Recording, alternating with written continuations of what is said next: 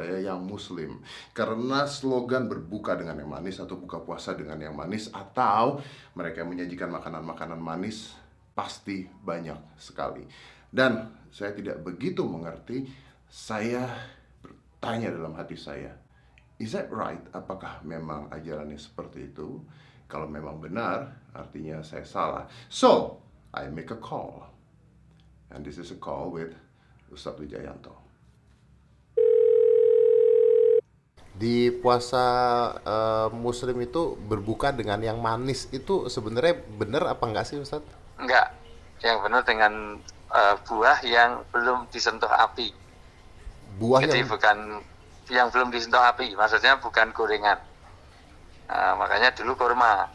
oh, Sebetulnya tidak harus kurma. Kalau Rasulullah dulu pakai kurma. Kalau sekarang ya buah-buah manis itu betul. Tapi bukan dengan yang manis. Enggak. berarti yang manis Itu itu buah. iklan kan ya, Ustadz ya? Iklan. Hmm, Aslinya bukan dengan yang manis, tapi dengan buah-buahan yang belum disentuh api itu makanya bukan masakan gitu, yang masih fresh. oke, jadi kalau manis pun manis asli kan intinya ya? Iya, masih asli karena buah itu, karena buah. Kan idenya memang buah itu manis.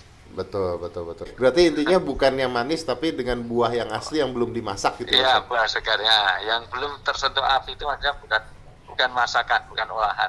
Oh, itu ada ayatnya, Ustadz ya? Hadis. Hadisnya ya, Ustadz ya? Hadis. Iya.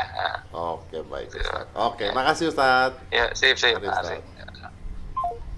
And there you go. Ternyata menurut beliau yang diajarkan adalah berbuka dengan yang belum disentuh tangan atau bahan-bahan kimia lainnya oleh manusia. Jadi artinya kalau Anda berbuka dengan kurma atau dengan buah-buahan yang mengandung gula asli dari buah-buahan, it is good. Yang jadi masalah adalah bagaimana dengan gula-gula yang sudah dibuat dan apa bahayanya buat tubuh Anda. Dan percaya apa tidak, dengan berbuka yang manis akan membuat Anda fat, like, oke? Dan itulah mengapa banyak orang komplain. Kenapa ya? Habis saya puasa, lalu saya jadi gemuk sekali. Saya puasa turun berat badannya, tapi habis itu terus berat badan saya naik. Of course, it's logic. And this is why. Saya bisa menjelaskan seperti ini. Pertama, Anda harus mengerti dulu tentang indeks glycemics. Tapi pasti Anda susah ngertinya kan apa itu indeks glycemics. Oke, indeks glycemics itu adalah perubahan di mana makanan diolah menjadi gula di dalam tubuh. Jadi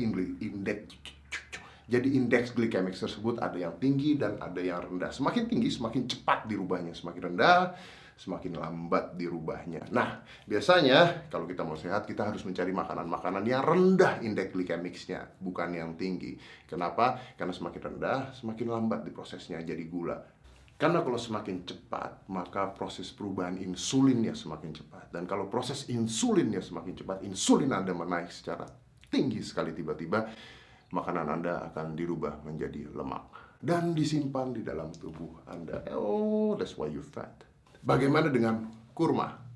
Kurma adalah karbohidrat kompleks. Artinya, karbohidrat kompleks membutuhkan waktu yang lama agar diproses menjadi gula dan menjadi lemak di tubuh Anda.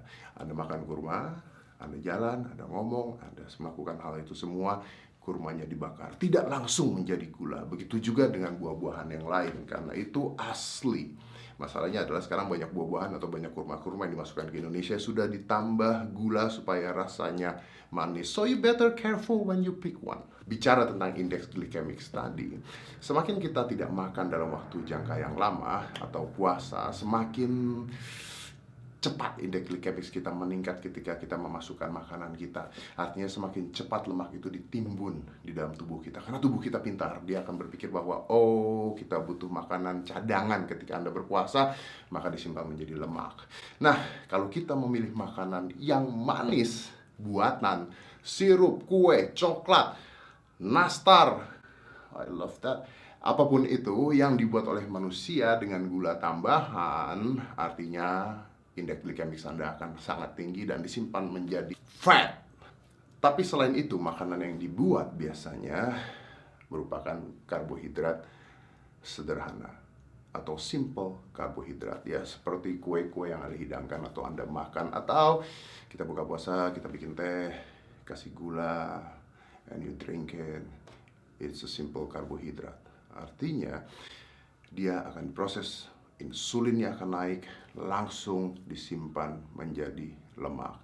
Dan kita semua tahu bahayanya ketika kita menimbun lemak dalam waktu cepat. Kalau Anda puasa dalam waktu sebulan, artinya Anda akan menimbun cadangan lemak Anda secepat itu dalam waktu 1 bulan. And that is very dangerous to your body. So, what is the point? The point is, berbukalah dengan yang manis, benar atau tidak. Benar kalau karbohidratnya adalah kompleks, atau segala sesuatu manis dari ciptaan Tuhan, bukan yang dibuat oleh manusia, bukan yang dicampur aduk oleh manusia. And that's what I believe, that's what I think. So now you know why it is wrong. Oh, anyway, one more thing. Saya tidak pernah mengatakan bahwa Anda dibohongi oleh ajaran apapun, oke? Tapi Anda mungkin dibohongi oleh iklan.